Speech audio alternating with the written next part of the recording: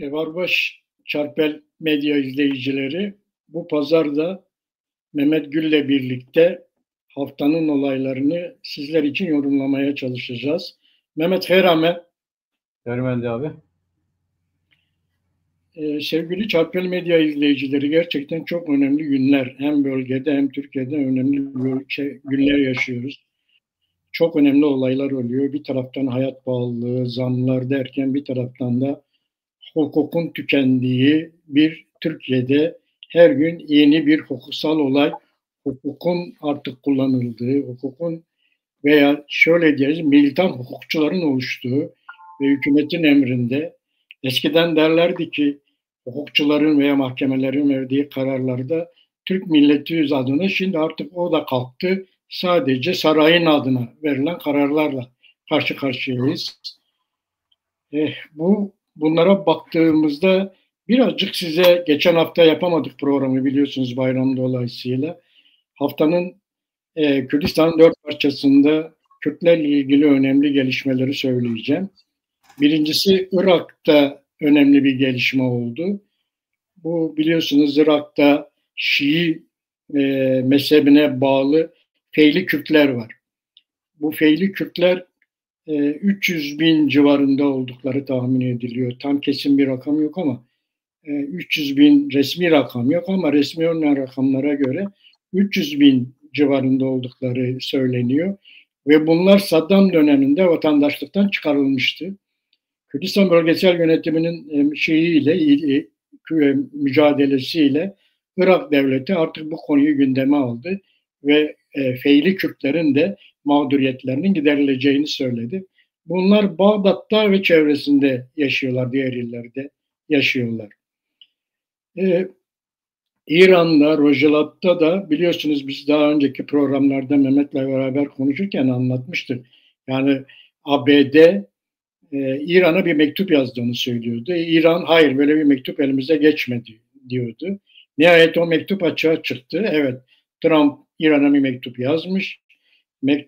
Bu mektupta da nükleeri müzakere etmek istiyorum demiş İranlarla ve eğer bunu sağlamazsanız sonuç sizin için kötü olur diye de bir tehditvari dil kullanmış. Bu hafta İran devleti de Trump'ın bu mektubuna bir yanıt verdi. Dedi ki evet, biz böyle bir tehditkar dili kabul etmiyoruz ama müzakereye açığız dedi. Böylece o mektup da açığa çıktı ve Trump'la İran arasındaki bir mücadelenin de giderek tehditvari bir düzeye geldiği ortaya çıktı. Suriye'de biliyorsunuz, daha önce geçen hafta bunu çok pek konuşamadık. ENKS ile PYD arasında bir görüşme oldu. ENKS ile PYD arasındaki görüşmede de Barzani, Mazlum Abdi, Amerika ve Fransa temsilcileri vardı. Bunların garantörlüğünde iki tarafın ekibi bir araya geldi. Yani ENKS ve PYD bir araya geldi. Bunlar 4 maddelik çok önemli bir sözleşme imzaladılar. Bu garantörlerin öncülüğünde. Bunlardan bir tanesi, birinci madde, Şam ile müzakerelerde ortak ekip gidecek ve Şam'la Kürdistan meselesini etüt edecekler. İkincisi, Kuzeydoğu Suriye'nin adı Rojava Özerk Yönetimi olarak değiştirilecek. Artık oranın ismi Rojava Özerk Yönetimi olacak. Değiştirilecek ve yeni yönetimi temsil eden de Kürdistan bayrağı olacak. Güney Kürdistan'da kullanılan bayrak gibi sarı, kırmızı, yeşil renklerde olacak. Bunda da bir anlaşmaya varıldı. Üçüncü madde, silahlı güçler birleşecek dendi. Yani bu silahlı güçler dediğimiz YPG ve Roj peşmergeleri bir güç birliği içerisine girecekler. Dördüncüsü de çok önemli.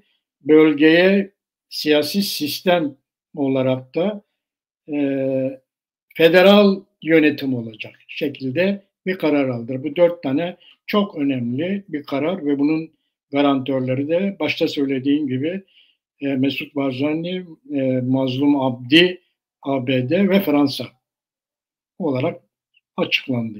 Bu çok önemli diye bu mesele. Artık orada biraz sonra görüşürüz Mehmet'le bu Suriye'de neler oluyor, neler bitiyor meselesini. Ayrıca Türkiye'de önemli gelişmeler oldu. Türkiye'deki önemli gelişmelerden bir tanesi de Devlet Bahçeli'nin Türk Gün Gazetesi'nde yayınlanan 2-3 gün süren bir reportajıydı. Bu reportajda Devlet Bahçeli yani bu süreçten neler beklediğini, süreçin neler olabilir, süreçte neler olabileceğini 22 maddelik bir şeyle manifesto diyelim, öyle bir manifestoyla açıkladı. Yani şu ana kadar Kürdistani partiler acil taleplerini açıkladılar. Devlet Bahçeli kendi taleplerini açıkladı. Şimdi sıra DEM'de. DEM de 11 Nisan'da güvenlik ve demokrasi diye bir paket açıklayacağı yetkilileri tarafından söyleniyor. Şimdi onu da göreceğiz. Bu şekilde herkesin talepleri açık ve net bir hale gelecek. Kamuoyuna sunulmuş olacak. Böyle bir gelişme var. Türkiye'de diyelim ve Mehmet gerçekten çok hızlı bölgesel sorunların değiştiği bir döneme girdik. Her gün başka bir anlaşma, her gün başka bir çatışma diyelim, yer bir çatışma. Ve biliyorsun bu arada da İsrail'in Suriye'nin ortalarında bulunan 2 tane üsse yaptığı saldırı da var. Ne diyorsun Mehmet? Suriye'den mi başlayalım?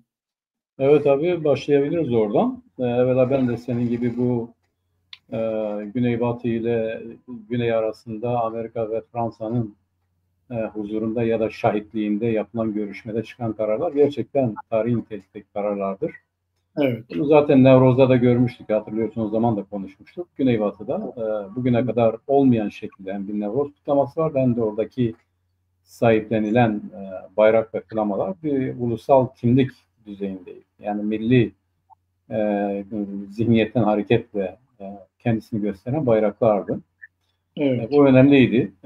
Bu şunu gösteriyor. Artık bugün Güneybatı bu HTŞ'nin yönetime gelinceye kadar ondan önceki pozisyonunu bütünüyle terk etmiş.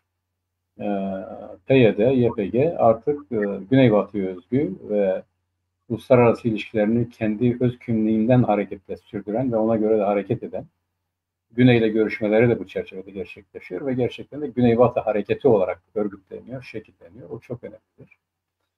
Elbette ki bütün bir Kürt kimliği içerisinde bunların yeri vardır. Fakat her bir yapının kendi özgünlüğünü oluşturması ve ondan hareket etmesi çok önemlidir.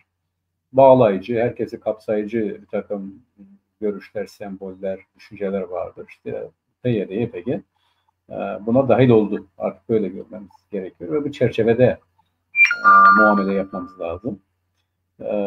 Artık Güneybatı'da bir milli hareketin, Türk milli hareketinin olduğunu ve ona göre de davrandığını, uluslararası ilişkilerde öyle temsil edildiğini ve uluslararası ilişkilerde de öyle göründüğünü söyleyebiliriz. Bu çok önemli bir gelişmeydi. Evet. Hatırlarsan bir ara Salih Müslim'le görüştük, diyordu ki yani bizim Batılılarla bu uluslararası koalisyonla herhangi bir anlaşmamız yok. İşte biz sadece IŞİD'e karşı mücadele ediyoruz. Onlar da bunda bizi destekliyor. Başka bir anlaşmamız yok diyor. Biz bunu eleştirmiştik, biliyorsun. Şimdi öyle değil. Şimdi Suriye'nin yapılanmasında Kürtler siyasal bir varlıktır. Ve o siyasal varlığa göre de bir örgütlenme içerisinde, bir şekillenme içerisindedirler. Kendi milli varlıklarına göre hareket etmektedirler. Bu çok önemli. Bu Roj peşmergeleriyle birlikte hareket etmeleri de çok önemli. Tabi bu biraz zaman alacak. Öyle bugünden yarın olacak iş değil ama o anlayışın kabul edilmesi önemlidir. Ve daha önemlisi uluslararası düzeyde bir tek ortak heyetle temsil edilmeyi kabul etmiş olmaları önemlidir. Bu artık Kürtlerin ötekilerine karşı, dışarıya karşı bir siyasal varlık olarak hareket edeceklerin göstergesi ve gerçekten tarihsel önemli bir hadisedir. Bu doğru, katılıyorum sana. O olumlu. Fakat şimdi bence orada kalmayacak. Bu Suriye'de yeni bir gelişme oldu. Yeniydi gerçekten. Sen az önce izah ettin abi. Bu Suriye'nin orta yerlerinde de işte Tartus'ta T4 havalimanı denilen çok önemli bir yer. Bu T4 havalimanını vurdu. Yerle bir etti. Orayı yeniden harekete geçmek için takım çalışmalar vardı. İsrail orayla beraber Lazkiye'dekini de vurdu. Ve bunlar bugüne kadar yaptıklarından farklıydı. Bugüne Evet. kadar ne diyordu? Biz HTŞ'yi ya da Suriye'deki bir terör örgütünün tamam bir şans veriyoruz ama aynı zamanda da bize karşı tehdit olmaması için Esed'den kalan bütün lojistik şeyi imha ettik diyordu. Öyle saldırıyordu, öyle yaptı. Fakat bu T4 havalimanına saldırı biraz farklıydı. Biraz değil, esasında farklıydı. Oranın Türkiye'nin yönetimiyle, HTŞ yönetimiyle Türkiye arasında yapılan anlaşma neticesinde bu T4 hava üssünün Türkiye'ye verileceği ve Türkiye'nin orayı kullanacağı yönündeydi. İsrail onu açık açık söyledi ve onun için imha ettik dedi. Bir diğeri İsrail artık Güney Suriye'ye öyle diyelim yani Nevsev'de ve bu Dürzülerin bulunduğu bölgeye kesinlikle herhangi bir gücün kuvvetin girmesini yasakladı. Yani buraya girilirse silahlı bir şekilde bunların vurulacağını söyledi. Bir diğeri en önemlisi bence Türkiye Cumhuriyeti Devleti'nin Suriye'de egemenlik kurmaya çalıştığını ve bunu istemediklerini, kendi güvenlikleri açısından tehlike olarak gördüklerini açık açık ilan etti. Ve Türkiye'de buna karşılık biz İsrail'le karşı karşıya gelmek istemiyoruz dedi. Ve bu oluşan yeni jeopolitikte Suriye üzerinde açıktan iki tane gücün yani Türkiye ve İsrail'in ama açıktan olmama kaydıyla da bir bütün Arap aleminin e, etkili olduğu, onların artık bir şeyler söylediği ve HTŞ yönetiminin de artık burada gerçek anlamda tabiri caizse tırnak içerisinde kullanıyorum, yedi kocalı bir hürmüz oldu. Yani ne Ali'ye, ne İsa'ya, ne Musa'ya yarandığını ve bütünüyle bir istim üzerinde olduğunu, çok dengeli bir siyaset izlemesi gerektiğini görüyoruz. Ancak bunda da pek başarılı olamadığını da görüyoruz. Bu aynı zamanda HTŞ'nin orta vadede ciddi sıkıntılara vesile olacağı, idare edemeyeceğini, eğer Suriye'nin birliği düşünecekse bu bir eskisi gibi olmayacak. Yani HTŞ'nin yaptığı anayasa ve bu anayasaya göre oluşturduğu ilan ettiği hükümet olmayacak. Burada bir ayrıntı daha vereyim abi. O hükümetin kurulmasında bizimkilerini önermişler. Gelin size de 4 tane bakan verelim diye. Bunu reddetmişler. Yani biz 4 bakan da istemiyoruz. Biz bu konsepte, bu anlayışa, bu zihniyete karşıyız. Böyle bir Suriye olmaz. Yani Suriye'nin bütünlüğü bu anayasayla, bu hükümetle bu olmaz. Biz bunu reddediyoruz. Yani bu çok olumlu bir şey reddetmeleri. Yani mesele bakanlık meselesi değil. Mesele kurulacak olan rejim ve o rejimin Suriye realitesine göre kurulmuş olması, Kürtlerin bunu reddetmesi ve HTŞ'nin de bunu yürütemeyeceği belli. Şimdi tartışılan nedir? Abi sen de biliyorsun. Bugün artık Suriye'de İsrail ile Türkiye'nin savaşması kafa kafaya gelmişler, o durumdadırlar. Karşı karşıya gelmesinin ötesinde acaba savaşırlar mı gibi bir takım sorular tartışılıyor. Bunlar gündeme geliyor. Tabii biz buradan şunu da anlıyoruz. Bu biliyorsun bu CHP'ye yönelik CHP'nin tasfiye sürecine yönelik operasyonlar başlamadan önce işte Trump'la görüştüler. Trump'la görüşmeyi de sanki de CHP'ye ya da muhalefete ne yaparsanız yapın biz karışmayız. Önemli olan sizin Suriye'deki tutumunuzdur. Ona yordular. Öyle hareket ettiler. Fakat Hakan Fidan'ın Amerika'ya gidip gelmesinden sonra her şey durdu birdenbire. Evet. Yani ne bir açıklama yapıldı, ne Amerika'dan yapıldı. Amerika sadece dedi ki biz Türkiye'deki bu şeylerden endişe duyuyoruz. Muhalefete karşı bu siyasetin izlenmesine endişe duyuyoruz dedi. Ama Hakan Fidan da hayır biz onu öyle konuşmadık dedi. Fakat onun dışında başka bir açıklama da yapmadı. Yani ondan önce işte bu F-35'ler konuşuluyordu, S-400'ler konuşuluyordu. Suriye'de işte biz Amerika çekilirse onun yerine geçeceğiz konuşuluyordu vesaire. Ama bu Hakan Fidan'ın ziyaretinden sonra her şey kesildi ve İsrail Suriye'yi vurdu.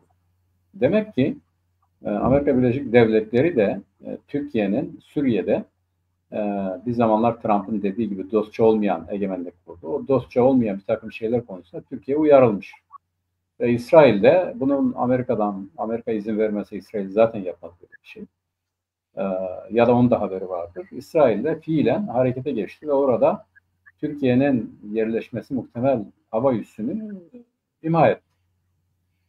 Şimdi soru şu, yani gerçekten bunlar Türkiye ve Suriye artık mesela İsrail diyor ki bizim sınırımız yani biz sınırdaş olmak istemiyoruz Türkiye diyor. Yani onun için de çok ciddi bir şekilde tavrını ortaya koydu ama Türkiye'de biz İsrail'le kafa kafaya karşı karşıya gelmek istemiyoruz dedi. Bu ne anlama geliyor? Bence Onu da konuşmak lazım. Yani biz bundan sonra orada yerleşmeyecek miyiz demek istiyor. Hatta şunu da söyledi Hakan Fidan, biliyorsun abi. Yani biz HTŞ ile İsrail arasındaki anlaşmaya karışmayız. Yani İsrail Suriye'de ne yapmak istiyor, bu HTŞ ile onun arasındaki bir mesele. Buna bir diyeceğimiz yoktur dedi. Ama şimdi herkes biliyor ki HTŞ iki tane büyük eylemi Türkiye'nin tazikiyle ya da Türkiye'nin onların önüne koyduğu dosyanın okunmasıyla yaptı. Birincisi bu anayasa ilanıydı, biliyorsun abi. Evet. Bu anayasa ilanı bizim Kobani ile Mazlum Hattı ile HTŞ arasındaki anlaşmanın hemen ertesinde yapıldı.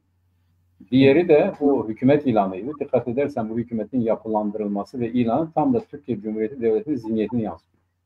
Yani güya her bir yerden bir tane almışlar. İşte bir tane Kürt, bir tane Dürzi, bir tane Hristiyan hükümet ilan etmişler. Güya biz Suriye'nin hepsini kapsıyor. Türkiye'de de böyle ya. Evet. Türkiye'de de hükümette Kürt varsa işte Kürtler temsil ediliyor diyorlar. Oysa Kürt haklı yok. Suriye'de de bunu HTŞ'ye ilan ettirdiler. Her ikisini de iyi bir şekilde, doğru bir şekilde Kürtler, Dürziler, Aleviler kabul etmediler. Bu bizi ifade etmiyor, biz bunu da tanımıyoruz dediler. Evet. Demektir ki İsrail'in devreye girmesiyle beraber bugün Suriye ya bölünecek kesin olarak. Yani mesela şöyle tezler var abi. Diyorlar ki Suriye'nin güneyi İsrail'in olacak. Yani onun egemenliği altında olacak. Batı Suriye Rusların egemenliği altında olacak. Kuzeydoğu Suriye'de zaten Kürtlerin elinde olacak. Ortada bir HTŞ kalacak. Ancak böyle bir Suriye federal, bizimkiler zaten o karar almış ya federal. Ama sadece federal değil, aynı zamanda bölgesel. Yani diyelim ki Rusya'nın da, İsrail'in de olduğu ve ancak bu şekilde Suriye'nin dengede tutulacağı gibi bir denklemden söz edenler var. Bu gerçekleşebilir diyorlar. Kimisi Suriye bölünür, 4 tane devlet çıkar diyorlar. Kürtlerin devleti, Dürzilerin devleti, Alevilerin devleti, 3 tane devlet çıkar diyorlar. Ve bu aşamaya gelmiş. Biz bir zamanlar tartışıyorduk, hatırlıyorsun abi. Yok Suriye kurtuldu, bu oldu, şu oldu dedik. Her şey yeni başlıyor. Mart'tan itibaren başlayacak dedik, başladı. Şimdi İsrail'in devreye girmesiyle beraber işin rengi de değişti. Fransa ve Amerika'nın Kürtlerin yapmış olduğu anlaşmaya binaen federal Suriye demeleri de yeni bir şeydir abi. Biz başından beri bunu yapıyorduk. Yani bu olmazsa herhangi bir şeyin olma ihtimali yoktur. Türkiye'nin bundan sonra atacağı her adım, dikkat edersen o T4 hava üssüne hayır biz yerleşmiyorduk, hayır böyle bir anlaşmamız yoktur, HTŞ'yle böyle bir şey yapmadık demiyorlar. Yani kimisi diyor ki orada hayatını kaybeden Araplar ve Türkler de var orada diyorlar. Bu konuda da bir açıklama yok ama Suriye'de yeni bir aşamaya, yeni bir düzeye varıldığını rahatlıkla söyleyebiliriz. Bu şunun düşünülmesini gündeme getiriyor. Diyor yani Suriye yekpare mi olsun? Eğer yekpare olacaksa nasıl bir siyasal sistem ve HTŞ bunu gerçekleştirebilir mi? Hayır, Suriye 4'e mi bölünsün? 4'e bölünecekse bunun sınırları nasıl olmalı? Nasıl olacak yani? Yani bu iki düşünce sistematiğinin yanında bir de şu oluştu artık Suriye'de. Bugüne kadar diyelim Türkiye vardı, diyelim Arap alemi vardı ve İsrail vardı. Bunların her birinin kendisine göre bir davranış biçimi vardı. Ama şimdi İsrail ve Arap alemi yan yana geldi. Türkiye, İran'ın boşalttığı yeri doldurmak istiyor. Yani Suriye'ye sahip olmak istiyor. İsrail ve Arap alemi yani Suudi Arabistan yan yana geldi. Türkiye'ye karşı aynı saflara düştüler. Bir de bu ortaya çıktı. Yani Suriye'nin durumunu şimdi tarif ederken artık biraz daha farklı konuşmak lazım. Ve buradan da giderek Kürtlerin tabii ki biz Kürtlerin kendilerini özgür hissedebilecekleri bir toplumsal düzenden, bir statükodan söz ediyoruz. Ama eğer HTŞ böyle devam ederse ya da Türkiye böyle devam ederse öyle diyelim, Suriye'de bölünecek yani kesin olarak bölünecek. Evet öyle gözüküyor. Evet ben de bir iki tane katkı yapayım buraya Mehmet. Şimdi biliyorsun Dürziler açıklama yaptı. Dedi ki ademi merkeziyetçilik ve federalizm dışında onay vermeyiz dedi. Yani Evet. kesin kınalı. Dürzilerin bu açıklaması önemliydi. Hı-hı. Sonra bu açıklamadan sonra Fidan'la Rubio görüştüler. Bu Fidan'la Rubio'nun görüşmesinde ama Fidan Rubio'dan Hama ve Humus üslerini istemiş. Oraya bizim Evet. konuşlanmamıza izin verin demiş. Bu arada da hemen demek ki İsrail, ABD de bu olayları, bunların taleplerini İsrail'e bildirmiş ve İsrail hemen akibinde gelip vurdu o iki üs. O iki üssü de vurdu ve Suriye HTŞ yönetimine de bir çağrı yaptı. Eğer oraya bizim istemediğimiz, bize düşman güçleri yerleştirirseniz dedi, sonunuz kötü olur dedi. Böyle de bir tehdit yaptı bu vurmadan sonra. Çok önemliydi. Bu Rubio ile görüşürken Fidan aynı anda eş zamanlı olarak HTŞ yönetimini İncirlik üssüne getirdikleri söyleniyor. Aynı anda. Orada da HTŞ yönetiminden 2 tane şey istiyor Türk tarafı. Bir tanesi hükümette Kürtlere asla yer vermeyeceksiniz maddesi. İkincisi DSK'yi Suriye ordusunda eriteceksiniz talebi. Yani 2 tane talep oluyor. Eş zamanlı olarak yapılıyor. Bu Hakan Fidan oradayken İncirlik üssünde böyle bir görüşmenin olduğu söyleniyor. Ve bu 2 madde üzerinde Türkiye'nin bir taleplerinin olduğu ve bu 2 üsle ilgili de bir takım savunma anlaşmalarını onlara imzalatmaya çalışıldı ama HTŞ'nin imzalamadığı söyleniyor. Böyle bir şey de var, yani duyum da var bununla ilgili. Bunlar henüz daha böyle resmi kaynaklardan falan da daha açıklanmadı ama basına çizdi bu tür bilgiler. Bunları yaptılar.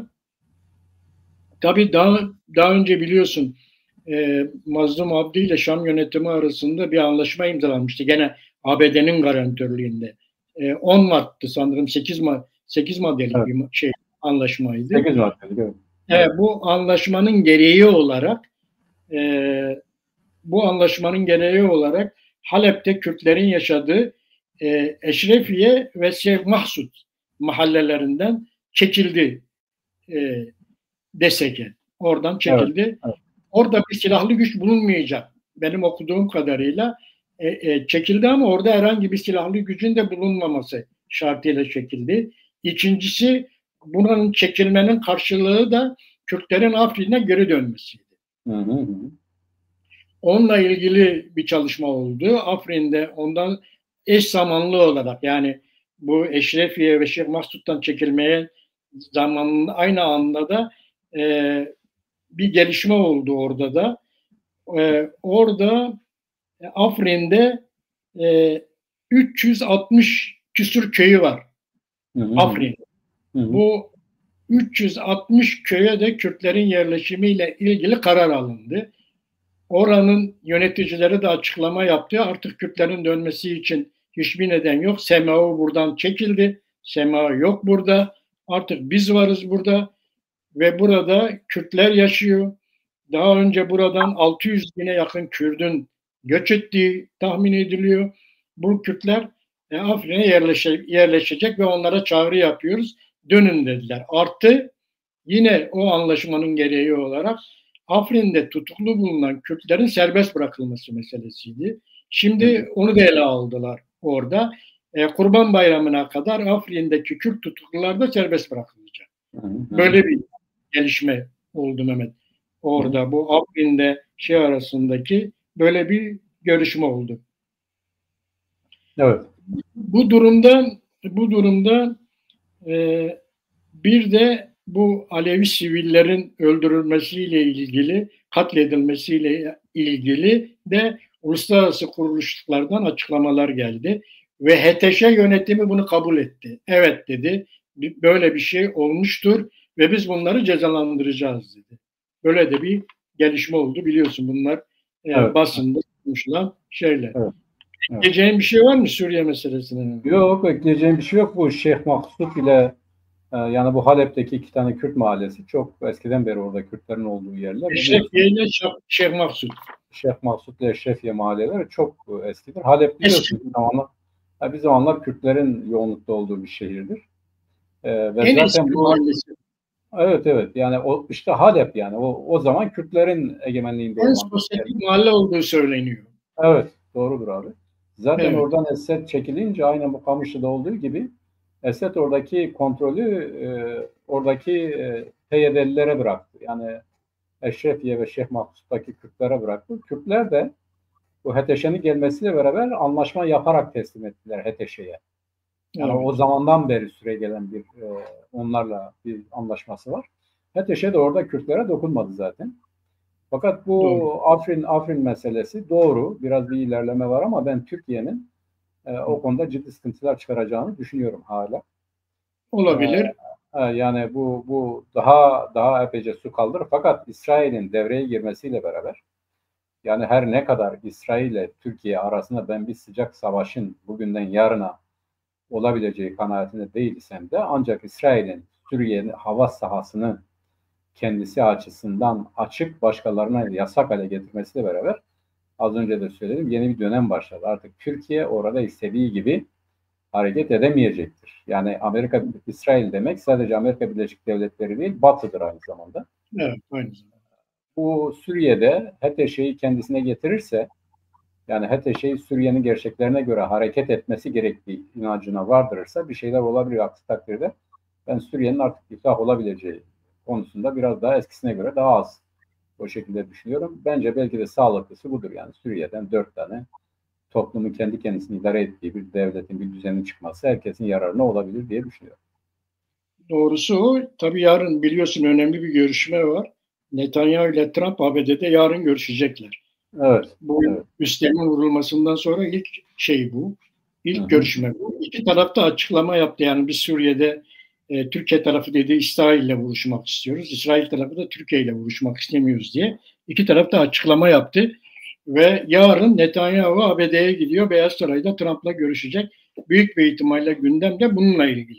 Yani Hem bu bu var, hem bu var abi. Bir de Hizbullah ile Hamas'ın kesin tasfiyesi var. Hizbullah Yani mı? Hizbullah ile Hamas'ın. Hamas. Yani Evet. Kesin. Hamas'ın kesin tasfiyesi, Hizbullah'ın da kesin tasfiyesi. Hizbullah'ı nasıl tasfiye edecekler? Bir Lübnan devletinin yeniden kurulması ve Hizbullah'ın o Lübnan devleti içerisinde eritilmesi düşünülüyor. Evet. Şeyin de Hamas'ın ise eğer zaten bu son zamanlarda İsrail'in yaptığı saldırıların çoğu Hamas liderlerine yönelik. Eğer dilerlerse biz orayı açacağız, oradan gitmeleri için izin vereceğiz, ama kesinlikle Gazze'nin boşaltılması ve yeni bir Lübnan devletinin bir denge unsuru olarak Lübnan devletinin yeniden güçlendirilmesi. Biliyorsun eskiden Şiiler, Hristiyanlar ve Sünnilerin devletiydi Lübnan. Şimdi Evet. yeniden öyle bir denge unsuru olarak onun öne çıkarılması, belki Lübnan üzerinden Suriye'nin ve benzeri yerlerin denetimi, dengesi, Filistin'in denetlenmesi bir konsept olabilir, ama gündemde iki önemli şey var. Hamas ve Hizbullah'ın tasfiye edilmesi kesin olarak.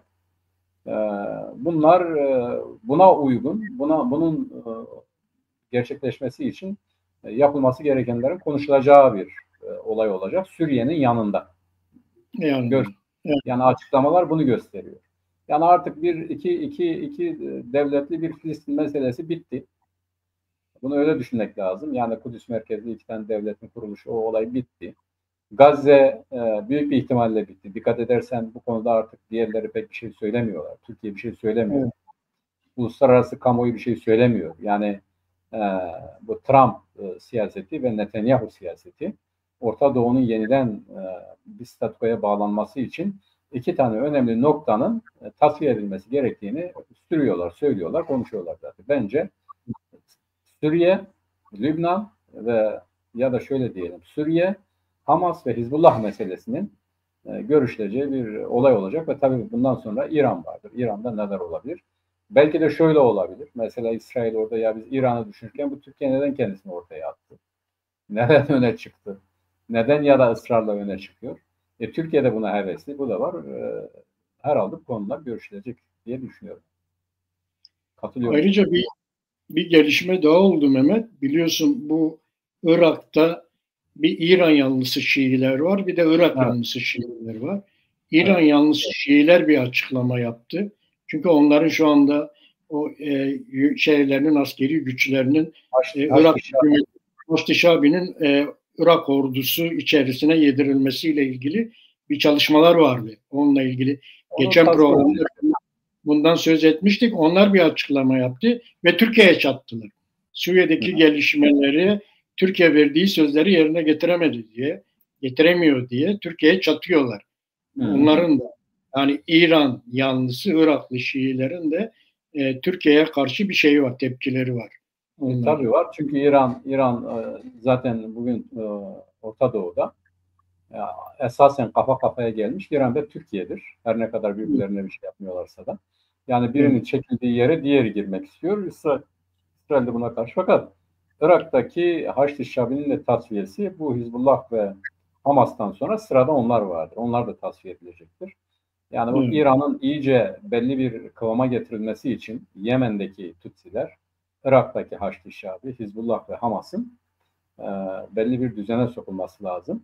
Bütün bunlar tabii Türkiye'yi de hesaba katıyor ama herhalde Amerika ve İsrail Türkiye'nin kendisini öne atıp ya da İsrail'den boşalan yerlere ben gireceğim diye öne çıkmasını bu kadar erken beklemiyorlardı gibi görünüyor. Fakat Türkiye bu konuda oldukça hevesli.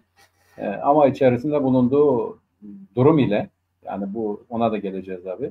Bu CHP sadece CHP hadisesi değildir ya da CHP operasyonu, CHP operasyonu. Onu da orada konuşalım. Türkiye'de bunu gerçekleştirebilecek. Yani ben bunu yapacağım deyip de ortaya çıktığı durumda da yapabilecek mecali yok yani. Bu bir de işin o tarafı var. Doğru. Yani burada Mehmet baktığımızda buradan Türkiye'ye geçtiğimizde yani Türkiye Suriye'deki gelişmelerde kendi istediği A planını uygulayamadı. Asıl istediği planını uygulayamadı. O plana uygun olarak Türkiye'de de bir takım olayları yaşattı ama onların hepsi de giderek kendi aleyhine dönüyor gibi. Öyle gözüküyor. Evet. Uluslararası kamuoyunda da önce bir sessizlik oldu Batı'da özellikle ama sonra bütün Batı'nın önemli dergi ve gazetelerinde bu İmamoğlu olayının kapak olduğunu görüyoruz hepsinde. Evet, kapak olayı tartışmaya başladılar. Şimdi orada Türkiye'de biliyorsun Devlet Bahçeli hastaydı. Devlet Bahçeli hasta yatağından Türk Gün Gazetesi'ne 2 gün süren bir röportaj yaptı. O röportajda artık Devlet Bahçeli'nin paradigmasının ne olduğunu 22 maddede açıkladı. Bu Türk Gün Gazetesi'nde çıktı. Ben onlara baktım. Onlara baktığımda onların detaylarını biraz sonra görüşürüz. Onlara baktığımda yani Mehmet Uçum'un açıklamalarıyla Devlet Bahçeli'nin açıklamaları çakışıyor. Birbirinin aynısı gibi. Demek ki devletin bu konudaki paradigması bu 22 maddeye sıkıştırılmış durumda gözüküyor. Daha önce Kürdistani partiler acil taleplerini açıklamıştı. Tek DEM taleplerini açıklamamıştı. Şimdi basına sızan haberlere göre DEM Partisi 11 Nisan'da bir MYK yapacak ve MYK'da güvenlik ve demokrasi paketi diye bir paket açıklayacaklar. Şimdi DEM'in de talepleri büyük bir ihtimalle anladığımız kadarıyla ortaya çıkacak. Bu şekilde herkesin talepleri hem Kürdistani partilerin hem DEM'in hem de Devlet Bahçeli'nin veya devletin diyelim ona. Devletin belki de iktidarın da diyebiliriz. Bu talepleri ortaya çıkmış olacak. Benim şu anda Türkiye ile söylemek istediklerim, açmak istediklerim bunlar Mehmet. Sen istersen devam et buradan. Evet abi, senin bu Devlet Bahçeli'nin Türk Günü Gazetesi'ne verdiği açıklamalar ben böyle bir göz gezdirdim. Tabii şu çıkıyor ortaya, bugüne kadar söylediklerini sistematik olarak ana başlıklar halinde orada dile getirmiş. Sen de dediğin gibi bunlar zaten Mehmet Uçum da dile getiriyordu. Oradan da şunu söyleyebiliriz. Devletin yeni konseptini, işte Öcalan'ın yeni paradigma dediği, yani Sayın Bahçeli kabul ettiği paradigma. Evet, yani Sayın Bahçeli ve Sayın Erdoğan'ın kabul ettiği paradigmaya ben de destek veriyorum dediği bu devletin paradigması. Orada Bahçeli'nin dile getirdiği odur. Mehmet Uçum da onu dile getiriyordu. Bunu daha net, daha sarih gördük. Ve şu, özetleyelim onu abi. Niye? Sen az önce dedin ya planını yerine getiremedin. Şuydu, Türkiye Cumhuriyeti Devleti'nin planı. Bu Neo-Osmanlıcıların yönettiği Türkiye'nin Orta Doğu'da yeniden lider devlet haline gelmesi için ama aynı zamanda da fiiliyatta da etkin olabilmesi için bu Suriye'de HTŞ iktidar oldu. Bu HTŞ'nin vasıtasıyla Suriye'yi kontrol altında tutmak. Bundan hareketle giderek bu İslam dünyasının lideri ya da sözcüsü olmak gibi bir hevesi vardı. Bunun gerçekleşebileceğini düşündüler. Ve tam da bu nedenle Türkiye'de buna aykırı olabilecek. Yani Kürt hareketinin tasfiyesinden sonra, yani Öcalan'ın PKK'ya gidin, kongre yapın, kendinizi tasfiye edin. Yani biz bu süreçte Türkiye Cumhuriyeti Devleti'nin yanındayız. Türkiye Cumhuriyeti Devleti'nin Orta Doğu'da kuracağı egemenliğin içerisindeyiz. Onlarla ittifak halinde bunda varız. Artık PKK'ya gerek yoktur, bu iş bitmiştir, yeni bir konseptteyiz dediği koşullarda Türkiye Cumhuriyeti'ni buna uyarlamak gerekiyordu. Buna uyarlanması için de bugün bir başka arkadaşımız da kullandığı gibi yani geleneksel Kemalist zihniyetin tasfiye edilmesi lazım Türkiye'de. Bu ne demektir? Yani sadece bu Kemalist zihniyetin tasfiye edilmesi değil, aynı zamanda Türkiye Cumhuriyeti Devleti'nin kuruluş ideolojisinin de İslamiyet'e bulanması anlamına geliyor. Türk İslam sentezi, öyle diye daha doğru bir tabirle. Türk İslam sentezinin ve bunun ideolojik ve politik olarak da görünür hale gelmesi gerekiyordu ki ne HTŞ gibi olacak ne HTŞ'ye uzak olacak.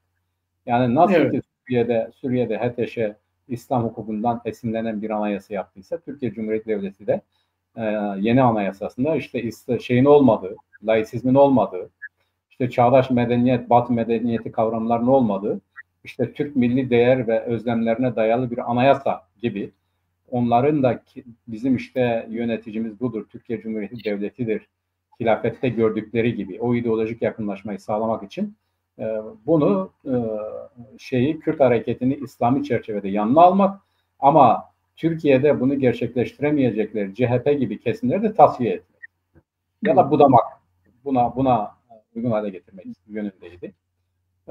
Bahçeli'nin bu paradigma, izah ettiği paradigma nedir? Bir, işte İnönü'nün bir zamanlar dediği gibi dünya her gün yeniden kurulur, Türkiye'de oradaki yerini alır. Aynı şimdi odur.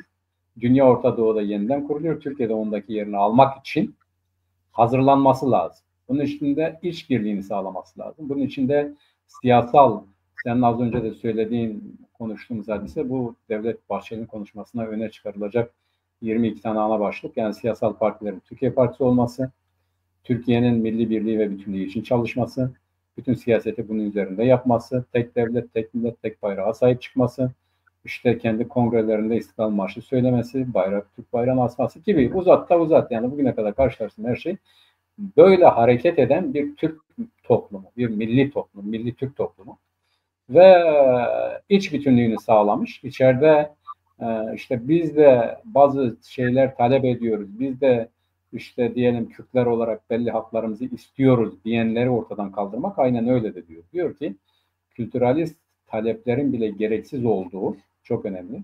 Bireysel hakların esas alınacağı, vatandaşlık bağıyla devlete bağlı olan Türk milletinin birliği ve bütünlüğünü temsil edecek bir Türkiye.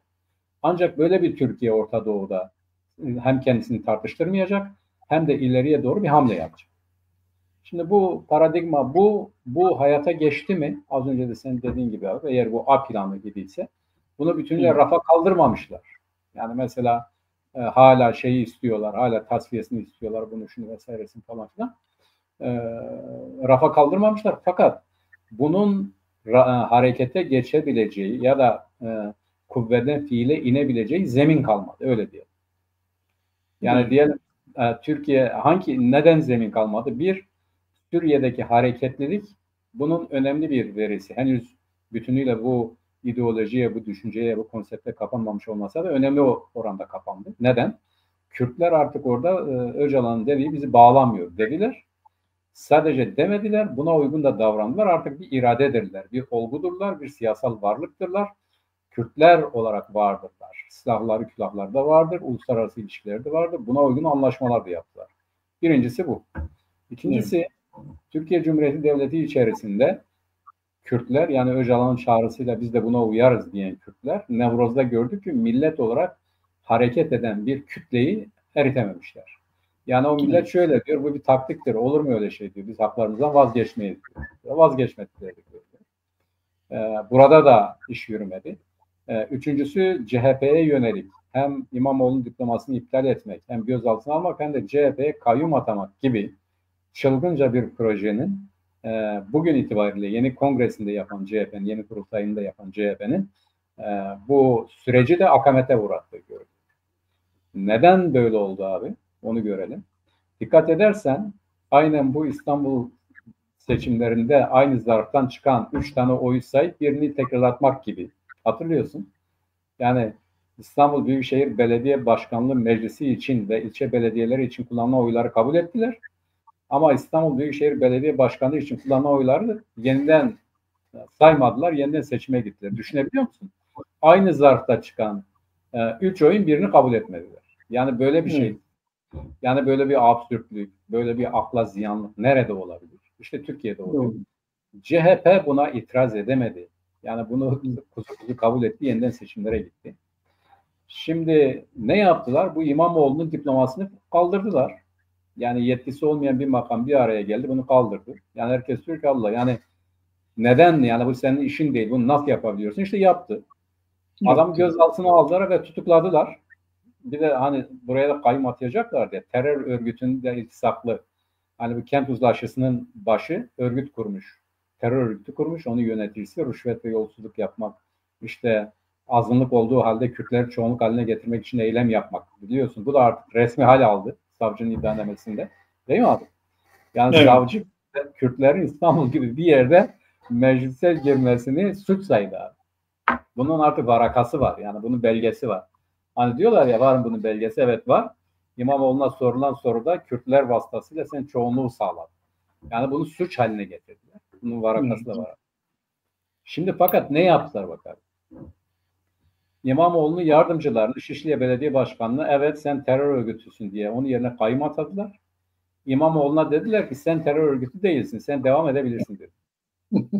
Bak, başkan terör örgütüyle alakalı bulunmadı. Onun yardımcıları terör örgütüyle alakalı bulundu. Oraya kayyum atıldı, buraya kayyum atıldı. Peki neden böyle oldu? O zaman diyordu ki ya bu yargıç herhalde tarafları uzlaştırdı herhangi birine sormadan.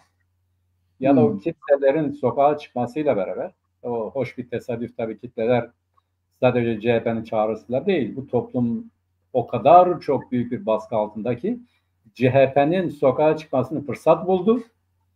Adeta CHP'nin şemsiyesi altında milyonlar sokaklara aktı. Yani CHP'li olmayan milyonlar sokaklara aktı. Özellikle gençler, özellikle üniversiteliler 68'i aratmayacak şekilde kitlesel halde sokaklara çıktılar. CHP'yi vesile ederek. Yani CHP'nin çağrısıyla değil, CHP ortamı yarattı ve bu insanlar sokaklara aktı. İşte bu sokaklara akan kitleler AK Parti'yi ya da bu operasyonu yapanları düşündürdü.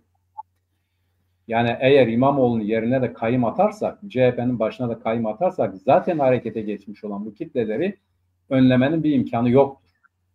Yani bunları durdurmanın, bunları yeniden çıktıkları yere geri göndermenin imkanı yok. Ciddi problemler çıkacaktır. Ya böyle oldu, buna tevessül edemediler. Ya da yargıç öyle bir karar verdi ki iki tarafında kabul edebileceği, yani Büyükşehir Belediye şeyde kaldı, CHP'de kaldı. Ama yağlı 2-3 tane belediye, yani Esenyurt, Şişli ve Beşiktaş, bunlar İstanbul'un en zengin belediyeleri. Yani en çok rantın döndüğü yerler. Bunları AKP'ye verdiler ya da kayyuma verdiler, öyle diyelim.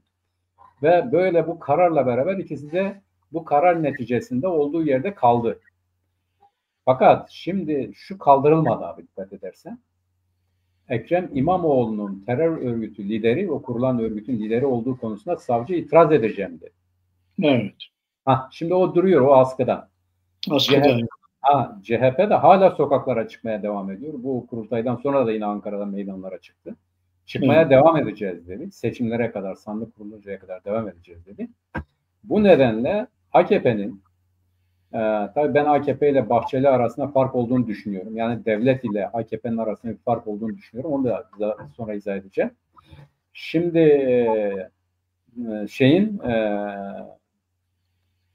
nedir? Bu A planının iç ayağı da çökmüş oldu. Yani tasfiye edilmesi gereken hareket edilemedi. Tam tersine konsolide edildi. Evet. Tam tersine bu hareket artık ciddi bir muhalif hareket haline getirildi. Kitleler buraya aktı. Bununla bütünleşti. Oyları mutlak olarak arttı.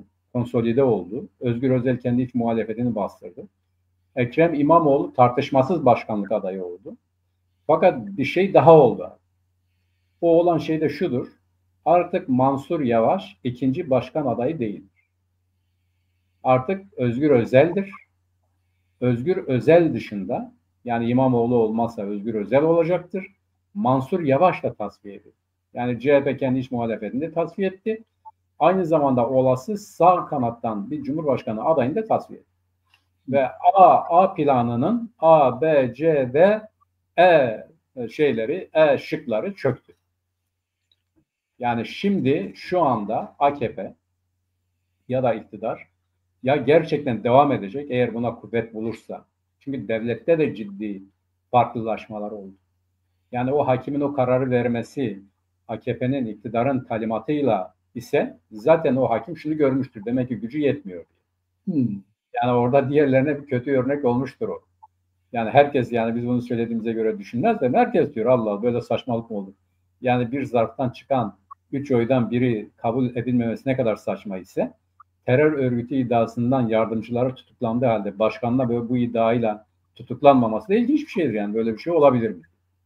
Ve bu operasyonun yapanlardan çok yapılanlara yaradı. Ve belki de bundan hareketle de o Devlet Bahçeli'nin hala işte o Türk Günü'ne verdiği şeyde bekliyoruz tasfiye edilmesini. Onun da gerçekleşmediğini görüyoruz.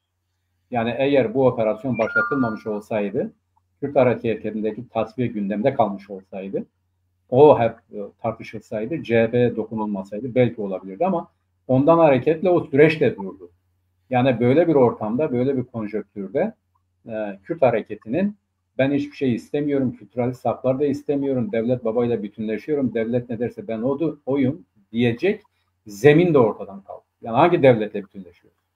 Herkese saldıran, yağmalayan, yasaklayan, antidemokratik zihniyeti her açıdan ortaya koyan bir devletle mi, bir devlete mi biat edeceksin? Buna da imkan kalmadı.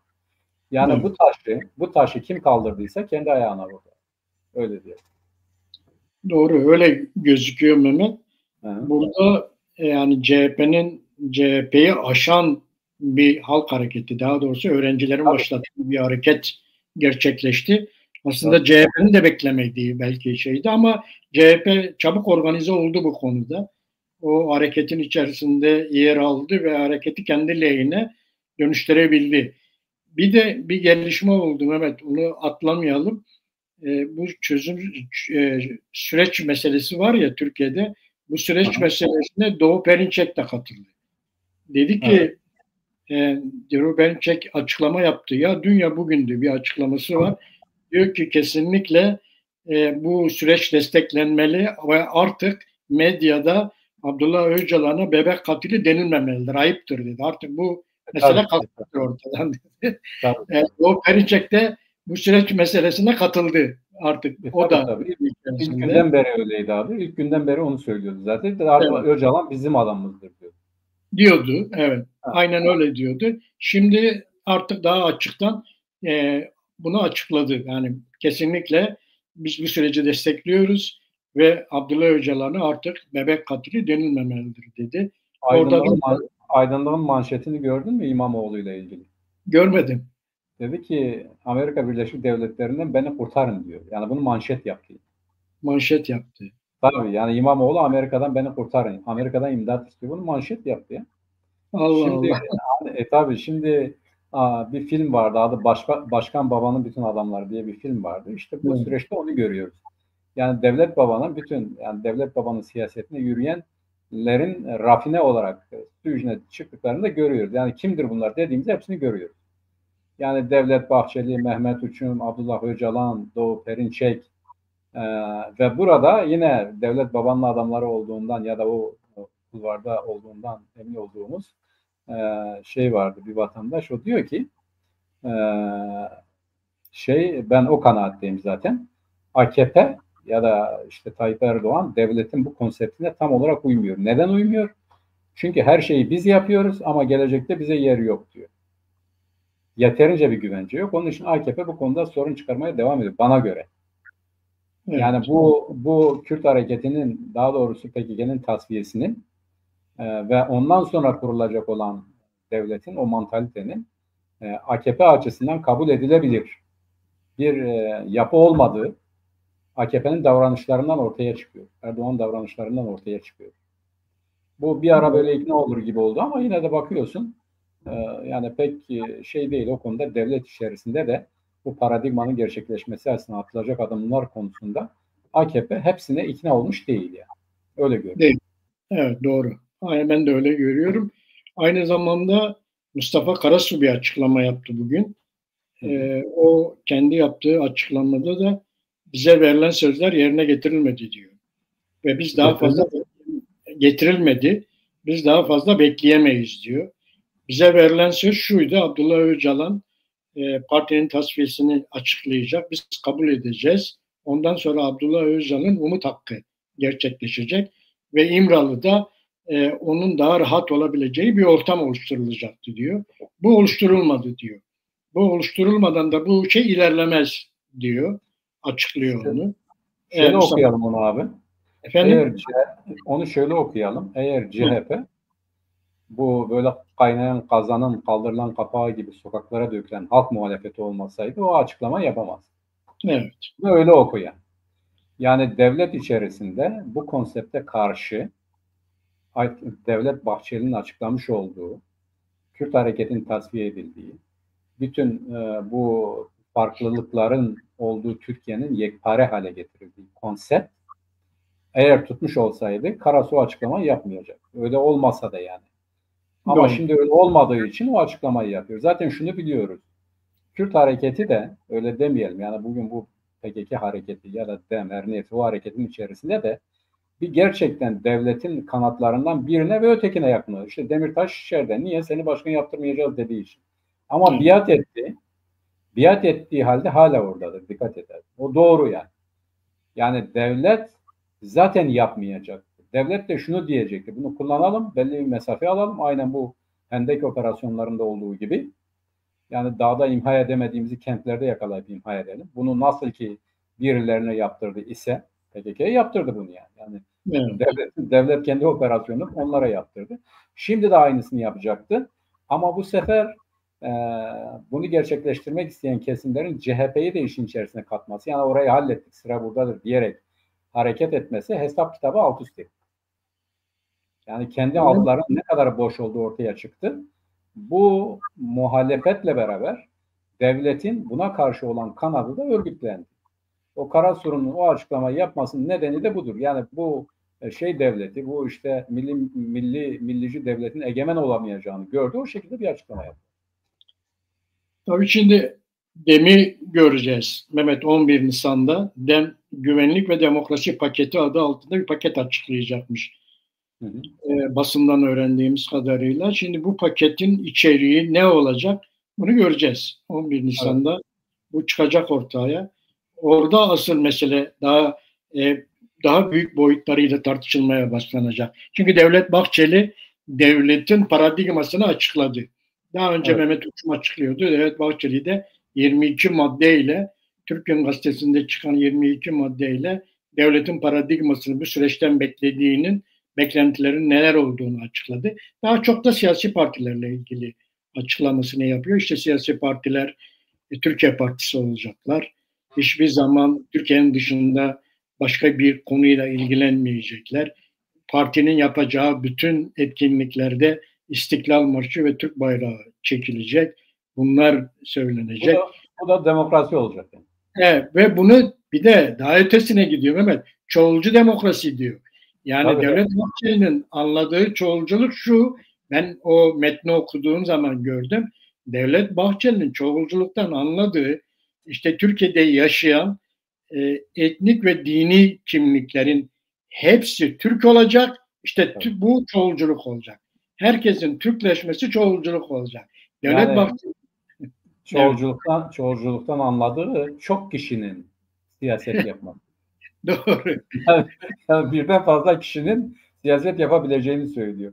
O bizim anladığımız anlamda realin temsili. Onun üzerinden siyasetten söz etmiyor.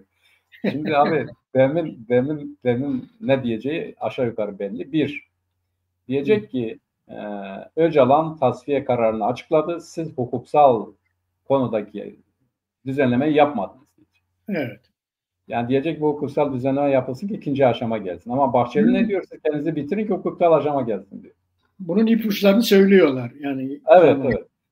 Bir diğeri işte tamam biz Türkiye Partisi'yiz. Zaten bayrağa da devlete de millete de bir itirazımız yok.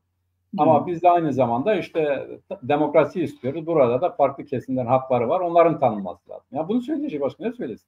Evet. Güvenlik diyecekler ki güvenlik kısmı halledildi. Siz hukuksal düzenleme yapın. Bu örgüt bitsin diyecekler. Peki silahları bıraksın. Açıklandı ama hukuksal zemin olmadığı için bırakamıyorlar. Kime bıraksınlar? Mesela bu yanlış şey. Yani güvenlik ve diğer kısmı buradan hareketle açıklayacaklar. Yani DEM'den bugünden bilmediğimiz herhangi bir şey beklememiz doğru değil. Bir, iki, CHP'nin devreye girmesi, CHP'nin yani bu Avrupalı ya da şöyle diyelim, yani ittihatçıların devreye girmesi, bu hürriyet ve itilafçıların amaçlarını engelledi. İttihatçıların devreye girmesi DEM'i de hizaya getirecektir. DEM eğer bu ittihatçılar devreye girmeseydi ya da Kuvayi Milliyeciler devreye girmeseydi DEM belki daha çok o paradigmanın etkisinde hareket edecekti, söylem kullanacaktı. Şimdi ittihatçılar ile hürriyetçilerin ortaya çıktığı, keskinleştiği bu süreçte DEM ortalama bir şeyler söyleyecektir. Evet. Yani diyecek ki siz bu hukuksal düzenlemeyi yapın ki ikinci aşama olsun. O zaman Malazgirt'te gider bırakırlar. Onlar bunu söylemeye devam ediyor. Dikkat edersen kayımlardan ses çıkmıyor abi. Evet. Yani kayımlardan ses çıkmıyorsa burada bir problem var. Evet. Çıkmıyor artık kayımlarla ilgili. Kayımlardan ses çıkmıyor. Yani Sırrı Süreyya Önder kalkıp yeni açıklama yapmıyor, yemin etmiyor. Şimdi o metni açıklayıp da ya yok bana da söyledi bunu da ekleyelim. Böyle bir saçmalık olabilir mi? Yani gerçekten yani bak böyle bir saçmalık olabilir mi? Ya da onun dediği gibi ya işte Suriye de buna dahildir. Ama Suriye ne yaptı? PYD, YPG. Biz yokuz dedi yani. Bizim işimiz başka. Biz başka bir yeriz. Bizi bağlamaz dedi. Niye çıkıp da hayır öyle değil sizi de bağlar diyemiyor? Yani hiç kimse hayır bu sizi de bağlar diyebilen biri çıktı mı? Çıkmadı. Şimdi demek ki bu senin az önce dediğin A planının harekete geçmesi için birinci ayak oradan çelme aldıysa ikincisi de içeriden aldı zaten. Bu şartlar altında Kürt hareketinin sorunsuz bir şekilde tasfiye edilmesi işte sen de az önce söyledin oradan gelen açıklamaların da farklılaştığını görüyoruz zaten. Evet. Devlet kendi içerisindeki yönelim konusunda verdiği mücadele konusunda belli bir kanadın egemenliğini gerçekleşmesini önledi öyle diyelim. Devlet hala iki büyük güçtür. Sandıkta hesaplaşalım diyor. Erken seçim olsun bir kesim diyor yoksa problem çıkar ve öyle görünüyor ki problem çıkar. Bu problemler daha devam edecek gibi görünüyor. Evet. Olay bu. Bir de yine o Devlet Bahçeli'nin 22 maddelik açıklamalarında Mehmet benim dikkatimi çeken bir madde daha var. Diyor ki kimlik siyasetini öne çıkarmak yerine kapsayıcı Türk vatandaşlığı üzerinde mutabakat sağlanmalı. İşte orada bireysel haklar diyor zaten. Yani çoğulculuk dediği bu. Yani tabii. Bizim yapacağımız şey hepiniz yani Araplar, Kürtler, Çerkezler, işte Aleviler, herkes gelecek, herkes Türk olacak ve çoğulcu olacağız. Evet, Türkiye'yi bir çoğulculuk olarak ortaya çıkıyor. Yani dünyadaki bu demokrasinin yeni boyutuna yani çoğulcu demokrasi boyutuna temsili demokrasiden dünya çoğulcu demokrasiye geçerken oraya yaptığı katkıda Türklerin yaptığı katkı maalesef bu. Yani herkes Türk olacak, bu da çoğulculuk olacak. Öyle bu meseleyi gündeme getirmeye çalışıyorlar. Evet. Ama yani, şimdi burada bizim Faysal'ın söylediği bir şey var, ona bir açıklık getireyim. Diyor ki Faysal, yani PKK tarafı Erdoğan niyetinin çözüm değil de İmamoğlu anladıktan sonra ipe un mu seriyor? Hayır, böyle algılamamak lazım. Şimdi Öcalan, dikkat edin, o birinci çözüm süreci nasıl oldu? Bu MİT'in başına Hakan Fidan'ın gelen süreçte, yani o dönemde Hakan Fidan görüşüyordu biliyorsunuz. Şimdi ondan önce KCK'yı kurdular. KCK'yı o geleneksel devletle kurdular. Yani Kemalist devletle beraber KCK'yı kurdular. Fakat bu Ergenekon operasyonlarından sonra Öcalan dedi ki ya bu Kemalistlerde bir şey yok. Bunlar tasfiye edilecekler. Gitti bu AKP kanadıyla ittifak kurdu ve çözüm süreci başladı. Şimdi devletin talimatı çerçevesinde yeniden yapılanıyor dedi devlet. Bu yeniden yapılanmayı az önce izah ettik. Herkes buna uysun dedi. PKK de biz de uyacağız dedi Öcalan'da. Fakat Öcalan şimdi ipe un sermiyor. Öcalan'ın planı, Öcalan'ın projesi gerçekleşme imkanlarını yitirdi. Yani öyle diyelim. Yani anlayıp da ipe un sermiyor. Öcalan hala aynı çizgide devam ediyor. Yani bu paradigmaya hala bağlıdır sorsanız. Hala devam etsin diyor, hala çözülsün diyor ama o çözülebilecek imkanı, zemini yok artık. Yani bir insan az önce de söyledik. Bu onların niyetinden hareketle ileri gelen bir şey değildir. Bu objektif şartlar ya da o siyasetin gerçekleşeceği zeminin kaygan olduğu ve artık farklı şekilde tezahür ettiğinden ileri gelen bir şeydir. Öcalan bunu hala istiyor, hala yapmak istiyor fakat zemin, gerçek zemin, ortam buna izin vermiyor. Bundan ne kadar geri adım atar? Ben Öcalan'ın geri adım atacağını sanmıyorum. Ancak realitede bunun gerçekleşme imkanı yok. Bunu zaten başından beri konuşurken de söylüyoruz. Yani bu süreç başarıya ulaşamaz. Bu tasfiye süreci. Pratik olarak düşünelim. Böyle bu kadar yaygın, büyük, yıllara yayılan bir hareketin tasfiyesi yani 3 kelimelik bir olay değil. Karar alın kendinizi bitirin hadisesi değil. İkincisi, ya bir de yani bir Kürt mücadelesi var. Kürtlerin geldiği düzey var. Bunlar öyle herhangi birinin söylemesiyle her şeyi bırakıp gidecek değiller yani. Bu bilinçtir, bu inançtır, bu harekettir, bu yapılanmadır, bu devletin onları öyle görmesi. Bak bugünkü lügat bile Kürtleri Kürt olmak doğrultusunda örgütlüyor. Şimdi Mazlum Abdi Güneybatı'da can vererek bir şeyler korudular. Hadi bu iş bitti, tatil herkes evine denilebilecek bir şey mi ya? Yani bu öyle bir şey değil. Onun için yani şöyle algılamamak lazım. Yani e, İmamoğlu ile beraber anladılar, geri adım atıyorlar değil. Bunu gerçekleştiremeyeceklerini görüyorlar. Gerçekleşmesi için yine mücadele ediyorlar ama başaramayacaklar. Öyle yorumlamak daha doğru. Ya Türkiye'nin politikası belliydi. Mehmet özellikle Trump seçildikten sonra bir dönem sessiz kalındı. Trump'ın ne yapacağı beklendi. Sonra Trump Suriye meselesinde Türkiye Suriye'nin düzenleyicisidir dedi. Böyle bir açıklama yaptı. Onun üstüne Türkiye 3 tane hamle başlattı. Bir tanesi Suriye'deki Kürtleri dizayn etmek, bir tanesi Türkiye'de Kürtleri dizayn etmek, bir tanesi de kendi muhalefetini dizayn etmek. 3 tane hamle yaptı Trump'ın bu açıklamasından sonra. Tabii bu açıklamadan sonra Suriye'de yapılan o anayasa taslağı, Suriye'de oluşturulan kabineyi İsrail görünce İsrail kendi güvenliğinin tehlikede olduğunu sezdi. Sezdiği anda zaten İsrail devleti en ufak bir tehlikeyi bile bırakmaz Mehmet. Yani çünkü küçük bir devlet, ortada bir devlet, Arap kuşağının içerisinde bir devlet ve en ufak bir kendi güvenliğiyle ilgili bir tehlikeyi bile hemen yok etmek ister. Onun uzatmaz, onu beklemez, onu sürece bırakmaz. Kendisi hemen anında müdahale eder ve o kendi güvenliğiyle olan tehlikeyi yok eder.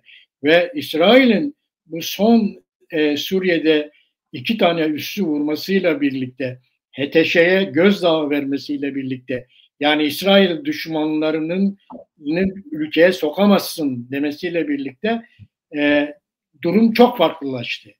Ve asıl mesele yarına kaldı. Yarın Netanyahu ile Trump Amerika'da görüşecekler. O görüşmeden çıkan sonuç da bu Türkiye'nin yaptığı 3 hamleyi yeniden nasıl ele alacağını. Hem Suriye'deki Kürtleri dizayn etmek, hem Türkiye'deki Kürtleri dizayn etmek, hem de kendi muhalefetini dizayn etmek konusunda o yarınki görüşmeden sonra nasıl bir yol alacağını hep birlikte önümüzdeki hafta göreceğiz gibi. Abi Türkiye'nin bir tek kurtuluşu var. Şimdi Erdoğan dedi ki Avrupa'nın kurtuluşu bizimle anlaşmasıdır dedi. Yani o şundan hareket ediyor. Avrupa'da savaşacak insan yok, bizde savaşacak insan var. Biz Avrupa'nın bekçisi olursak, Avrupa gelir bizimle böyle anlaşırsa kurtulur dedi. Bence olay şudur. Türkiye'nin artık tek kurtuluşu kalmıştır. Avrupa'yla iyi geçinmesi. Evet. Yani ABD ile değil bak bu çok önemli. Yani ABD ile zaten bir problem yaşayamaz da ama Avrupa ile iyi geçinmesi, hayır ben ille de Suriye'yi kapacağım derse, hayır ben Orta Doğu'nun lideri olacağım derse Türkiye'nin iflah olma ihtimali yoktur. Yani bu kadar net bir şeydir. Bak Brüksel'den açıklama yaptı Hakan Fidan. Biz İsrail'le kafa kafaya gelmek istemiyoruz dedi. İsrail dediğim küçük bir devlet değil, uluslararası sermayedir. Evet. Uluslararası düzendir. Onun Orta Doğu'daki varlığıdır. Yani hiç kimse İsrail'in oradan sökülüp atılmasını kabul etmez. Buna destek vermez. Ya bakın Gazze'de bir insan haklarının her yönüyle ihlali meydana geldi. 60 bin insan öldü. Bu insanların çoğu silahsız, külahsız.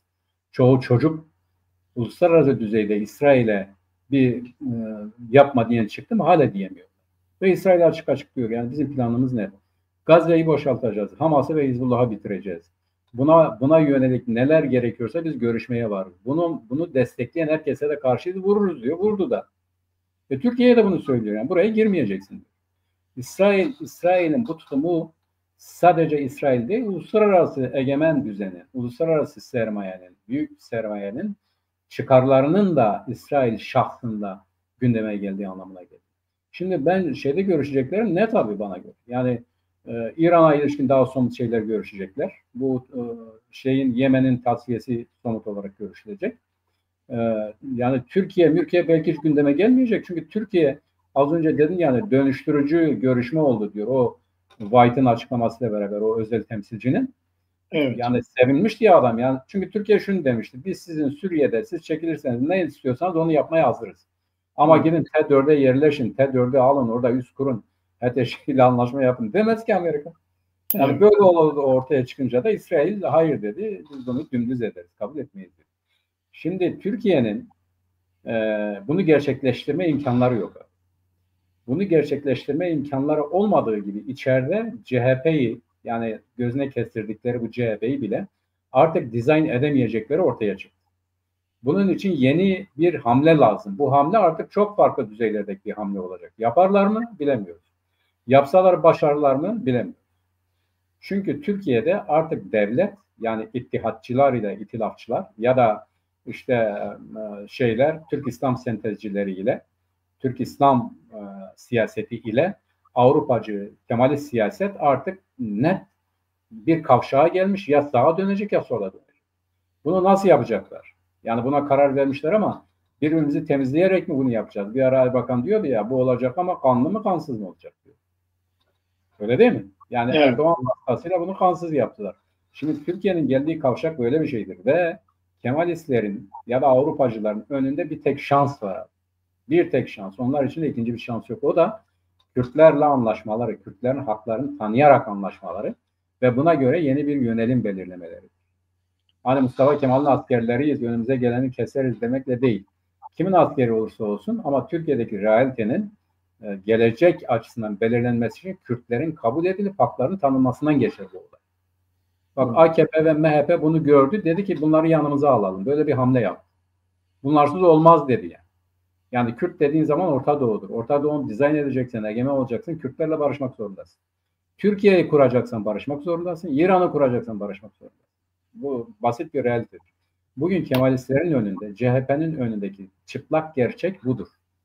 Kürtlerle anlaşır, Kürtlerin haklarını tanır, gerçek anlamda bir demokrasi kurarsa olabilir. Aksi takdirde bunların işi de çok zordur. Yani bu milli ve yerli siyasetin gazabından, hışmından kurtulamazlar.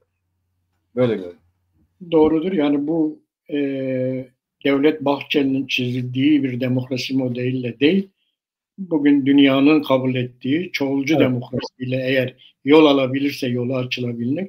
Ama öbür tarafa gittiğinde o Türk İslam sentezi bataklığında bu olacak gibi gözüküyor. Yani zaten İran durumu çok kritik duruma geldi. İran tehdit edildi. Yani Trump tarafından tehdit edildi. Kendisi çok yumuşak bir cevap verdi. Biz tehdit dilini kabul etmiyoruz ama görüşmek için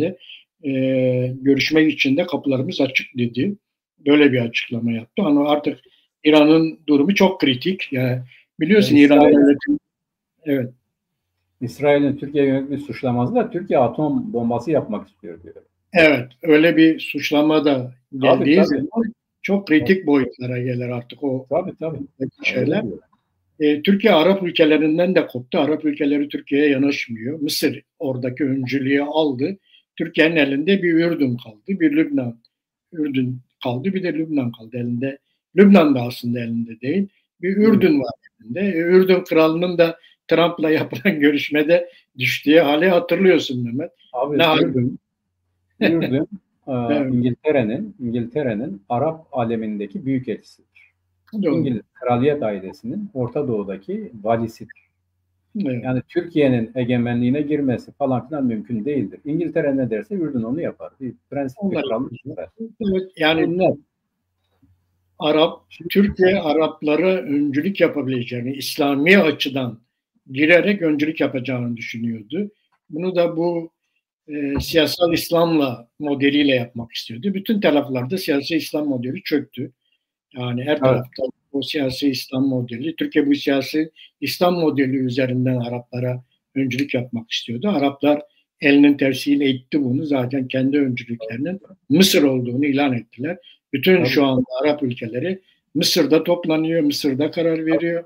Mısır'ın kararı üzerinden hareket ediyor. Türkiye yalnız başına kaldı burada ve bir tek bu siyasal İslam Türkiye'de kaldı. Siyasal İslam'ın Türkiye'deki boyutu da çökmek üzere. Öyle gözüküyor. Yani bunların daha fazla Erdoğan da çok fazla ileriye gideceği yok. Çünkü artık bu aşamadan sonra demokratik bir ortama geçiş sağlayabilir mi? Çok zor gözüküyor. Çok zor gözüküyor. Yani daha yeniden demokratik koşullara, yani hukuk bu kadar militanlaştırılmışken artık Türkiye'de demokrasi, siyaset yönlenmiyor, güç yönlendiriyor. Bu gücü de artık CHP'de karşı güçle karşılık verdi. Şimdiye kadar hukuka saygılıyız, hukuka güveniyoruz falan diyorlardı. Ama anladılar ki Türkiye'de artık hukuk yok, yasa yok, güç var ve militanlaştırılmış, milite olmuş bir hukuk var. Bununla hukukla mücadele edilemeyeceğini artık çok iyi anladılar. İmamoğlu'nun hem diploması meselesinde hem de İstanbul'a kayyumlar ataması ve İstanbul'daki en büyük belediyeleri elinden almasıyla birlikte artı Büyükşehir'in bütün takımını elinden çekti, aldı, hepsini koydu içeriye. Yani bu şekilde Türkiye'nin yönünü değiştireceğini çok fazla düşünmüyorum. Türkiye giderek herhalde bir seçime doğru gidiyor. Seçime doğru gidiyor fakat daha kozlar tükenmedi diye düşünüyorum abi. Yani Erdoğan'ın bugüne kadarki yönetim anlayışına bakarsan bir, vazgeçmiyor. İki, zamana oynuyor. Ama planlarından vazgeçmiyor. Hayata geçirmek için şartlar uygun olduğunda hayata geçiriyor. Bak, Evet. bunu birçok açıdan görebiliriz. Yani bunu bu HDP ile ilişkilerde görebiliriz çözüm sürecinde. Hendeklerle işi bitirdi. Sonra geldi Dolmabahçe'de hayır dedi. Biz böyle bir anlaşma yapmadık. Bunu görüşmeye de gerek yok. Seni başkan yaptırmayacağız diyeni bak içeri attı. Gezi olaylarında doğru, yani iyi kötü ilişkisi olmuş olabilir ama Osman Kavala'yı bak içeri attı. Yani Osman Kavala nedir? Bir iş adamıdır. Ama Avrupa ile ilişkilerini bildiği için, Avrupa'nın Türkiye'de ciddiye aldığı belli kesimdeki iş adamlarından biri olduğu için onu da o şekilde cezalandırdı. Düşün yani Gezi'de iyi kötü bunu şunu olmuş ya, bir Ayşe Barım nedir ki? Yani bir şeydir, bir film yapımcısıdır. Yani o alanda bile bunlar gerçekleşti. Ben son kozlarını kullanmadan, o da nedir ancak kendisi bilebilir. Bu Jerusalem gazetesinde çıkan bir makalede şunlar söyleniyor abi. Bir diyor ki işte Türkiye'de yani Özal'a gitti aklımız. Hala Erdoğan bundan vazgeçmemiş. Yani bu egemenlik tasfiye sürecinden. Mesela hukuku, kendisine bağlı bir hukuku var. İşte askerler artık ya da ordu artık şey değil, Kemalist değil, Türk İslamcıdır. Aynı zamanda kendisine bağlı milisler var gibi iddialar var ortalıkta. Bunlar dile getiriliyor. Şimdi Türkiye'de bu CHP'nin ve aynı zamanda diğer kesimlerinde dikkat edersen giderek CHP'nin şemsiyesi altında bir araya geliyor. Örneğin Zafer Partisi, İyi Parti, dikkat et. Bir de Deva Partisi, yani Gelecek Partisi değil de bu Davutoğlu'nun partisi değil de o işte Ali Babacan'ın partisi ve benzeri, bunlar giderek bu Demokrat Parti falan bu CHP'nin açtığı yoldan ilerlemeye çalışıyorlar. CHP de milleti artık kesin tavır koymaya çağırıyor. Yani ya o taraftasınız ya bu taraftasınız. Bunun orta yolu yok diyor. Dikkat edersen iş adamlarını da uyarıyor. Kimilerine boykot uyguluyor. Daha bu şeyden sonra, kongreden sonra Özgür Özel ne yaptı?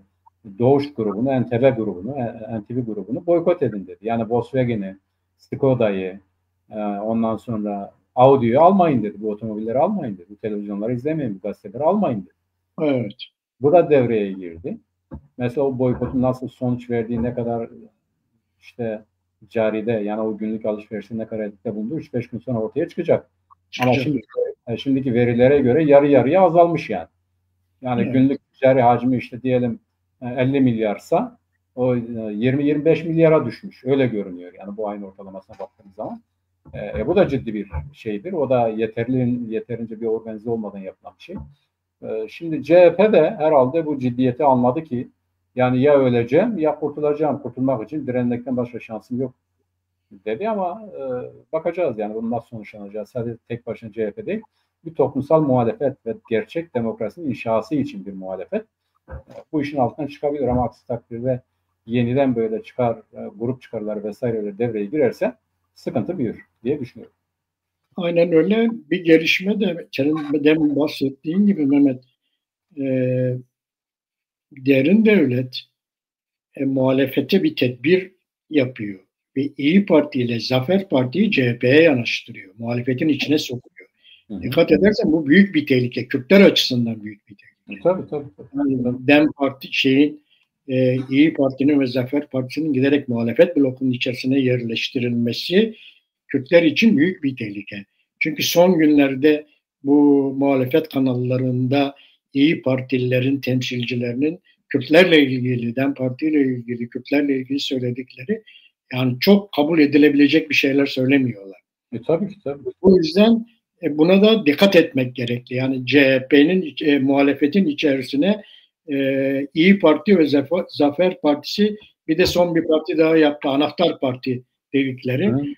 Bu üç partide muhalefet cephesinde yer alarak CHP'yi sarmaya çalışılıyor. CHP bunlar tarafından sarmaya çalışıyor. Turan Çömez bütün programların konuşmacısı ve yönlendiricisi oldu. Bu da çok tehlikeli bir durum Kürtler açısından. Buna da çok dikkatli olmak gerekiyor. Ama yani o tarafın, o cenahın başarılı bir şekilde yürüttüğü siyaset o işte Meral Akşener siyaseti. Evet. Diyelim. Yani artık bunu uzatmaları yani Meral Akşener siyaseti. Şimdi Turan Çömez aynen Mansur Yavaş'ın yapmaktan vazgeçtiğini yapıyor. Yaptı. Yani her tarafta yapıyor. Hala yapıyor. Yavuz Ağar Alioğlu, o Anahtar Parti dediğin hadise bu. Zaten öyle. Fakat bu bizim meselemiz değil yani. Evet. Yani bizim dikkatli olmamız lazım. Bunu göz önünde tutmamız lazım. Yani bunlara karşı Kürtler zaten efsunludur. Evet. Yani o bizim cenahta o konuda bir problem yok. Fakat burada hazırlıklı olması gereken, burada dikkatli hareket etmesi gereken, burada bu tip şeylere kapalı olması gereken bu CHP'dir. Yani CHP karar verecek kendi geleceği. Yani Kürtler zaten alttadır. Yani biz alttayız zaten. Evet. Şimdi CHP karar verecek. Kiminle nasıl hareket edeceğine bu onların problemidir. Onun için tabii ki uyarılır, edilir, eğlenir ama Kürtler bu konuda efsunludur, biliyorlar. Politik bir millettir. APO'nun çağrısı karşısında bile ya bu bizi bağlamaz diyorlarsa, yani biz bunları bırakmayız diyorlarsa ya da işte gelin belediye başkanlığı seçimlerinde AKP'ye verin ya da boykot edin dedikleri halde Kürtler gidip bildiklerini yapıyorsa, kent uzlaşısı gerçekleştiriyorsa, değil mi? Evet. Yani bu konuda biz Kürtlerle ilgili herkes için kaygı duymalıyız ama Kürtler için daha az kaygılıyız. Fakat geleceğini kurtarmaya çalışan Türkiye toplumunun o tırnak içerisindeki demokratik ya da laik kesimi iyi hesap kitap yapmalıdır. Onlar kalmanın ya da var olmanın eşiğindedir. Onların tutumu her şeyi belirleyecektir. Yani bu konuda ciddi bir mesele. Bu 3 tane parti muhalefet bloku içerisinde yer alarak devletin bugün ortaya sürdüğü paradigmaları CHP üzerinden hayata geçirmeye çalışıyor. Buna da dikkat çekmek istedim ben. Ayrıca Faysal diyor ki iktidar Türkiye'deki toplumsal muhalefete dayanacak mı? Başka yolu yok. Yani hukuk yok, bir şey yok, demokrasi yok. Toplumsal muhalefete dayandı, biraz dirildi. Toplumsal muhalefet olmasaydı daha diplerde olacaktı şimdi. En dibe olmuştu zaten. Toplumsal muhalefet onu dipten bir yukarı çekti CHP'yi. Mecburen ona dayanacak. İmamoğlu seçime katılabilir mi? Yani bunu şimdi konuşmak çok zor. Şimdi şu var yani Faysal'la biraz diyaloğa da girmiş olalım. Şimdi İmamoğlu'nun diplomasının akıbeti henüz sonuçlanmadı. Yani buna karar verecek o YÖK'e gitti galiba. YÖK bunu görüşecek. O da yetmez. Bir idari mahkemeye gitme yeri var. Yani bunu iptal edecekse idari mahkemeler kanun yoluyla olacak işlerdir. Anayasa Mahkemesi var. Ahim var. Bu bir. İkincisi ben artık yani CHP bu konseptten, bu gidişattan geri durmadığı müddetçe AKP cenahının çözüleceğini düşünüyorum. Doğru. Yani tartışmanın şöyle olacağını düşünüyorum AKP içerisinde. Tamam mı, devam mı? Eğer devamsa bu şekilde mi yoksa yeni yöntemlerle? Çünkü inandırıcı olmaktan çıktı onların tezleri. Yani diyorlar dur mahkeme ne diyecek falan filan ama CHP bunu yutmuyor yani. Mahkeme ne desin yani? Mahkeme onların dediklerine göre hareket ediyor. Başka bir şey yok. Evet. Türkiye'de hukuk yok artık. Yani öyle bakmak lazım. Evet. Zaten öyle bakılırsa yanılıyoruz. Zaten şimdi öyle bakmıyorlar. Doğruya geliyorlar yavaş yavaş. Bakalım. Seçimlere kadar devam edeceğiz diyor. Devam ederlerse olur. Yoksa da bu sefer de AKP değil CHP çözülür. Yani öyle bakmak lazım. Bir önemli gelişme de AKP içerisindeki Kürt muhalefetin başını Boğanlı Hüseyin Çelik çekmeye başladı.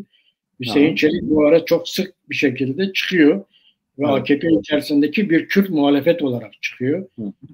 Önemli şeyler de söylüyor. Önemli şeyler de söylüyor. O da olumlu bir gelişme yani.